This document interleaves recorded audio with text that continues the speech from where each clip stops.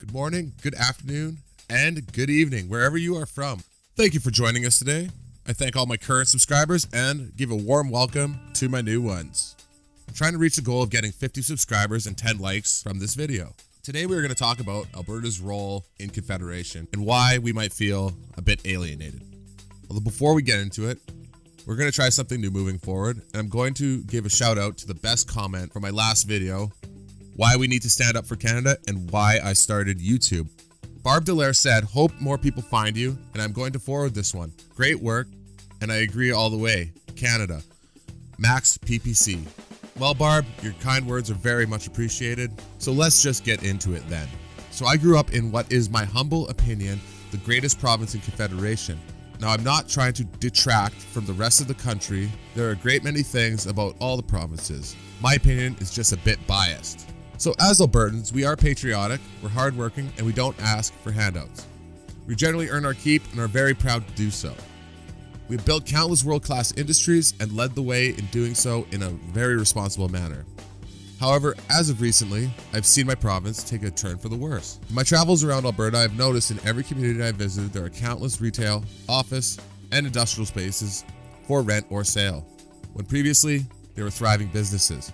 You hear of friends and loved ones losing their jobs.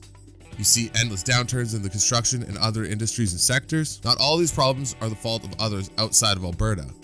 Some of our threats are from within, but that would require a whole nother video or series. We are about to go into some of our issues facing Alberta. For a long time, Alberta has been one of the main drivers of the Canadian economy and one of the largest contributors to equalization in Canada. As Albertans, we have no problem helping out the rest of Canada when they actually need it. Just for example, according to the Fraser Institute, Albertans have contributed $221.4 billion more than we received from federal payments between 2007 and 2015. Unfortunately, we have suffered a drastic decline in our resource industry. We have seen oil prices fall to dangerous levels, and if that was not bad enough, we have seen multiple provincial governments, our own included, put in policy after policy that kneecaps our most important industries. To add icing to the cake, we have a federal government that is outright hostile to our resource sector and has canceled pipeline projects well after they have been approved.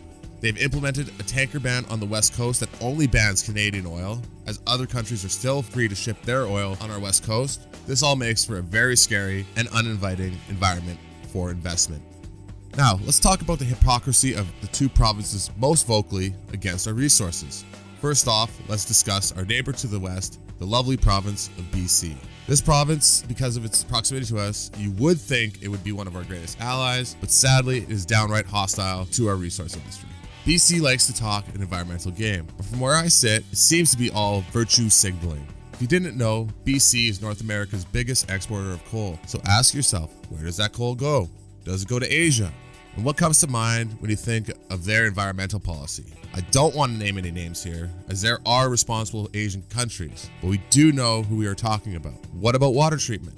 Did you know BC dumps its raw sewage into the ocean? In Quebec, the largest recipient of equalization payments, they too dump their raw sewage into the oceans, with Montreal dumping 8 billion liters of raw sewage into the St. Lawrence. Quebec also protects its industries, like its pollution, belching, cement factory in Port Daniel Gassos. And rightfully so. The plant produces important construction materials, jobs, and is an important revenue stream for their government. Now let's talk about the elephant in the room, the federal government. We have a federal government that will step in and hand out billions to Bombardier, BlackBerry, and the auto sector, just to name a few. The federal government even subsidized 80% of a deal for an Iranian airline to buy Bombardier jets. Now, if we compare that to their handling of our resource sector, in particular the oil sands, it's a very stark and sad contrast indeed. I think I can speak for all Albertans when I say we don't want handouts, and we find the offer of them insulting. All we want is our prospective governments to unshackle us from red tape, unnecessary and useless carbon taxes, and restrictive government policies so we can get back to work and get our products to market. All of these solutions are much cheaper than current policies and would be revenue positive,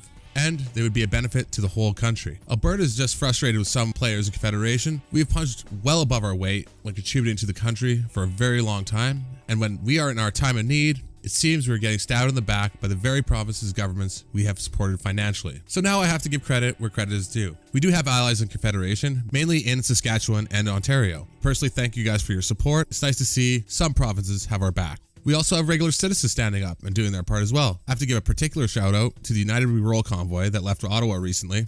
Good work out there, boys and girls. I wish you a safe trip home. Hopefully Ottawa got the message, but somehow I don't think the Liberals did. So let's talk about the main political parties. For the Liberals, I think it's plain as day. They have made their intentions very clear. Conservatives seem to want the status quo. They say one thing in English, another in French. They say they will scrap the carbon tax but increase regulation, and that's something we do not need. And on a side note, in my research for this video, I was unable to find their current platform, which is pretty scary for me. Now, I might be off base here, so someone please correct me if I'm wrong.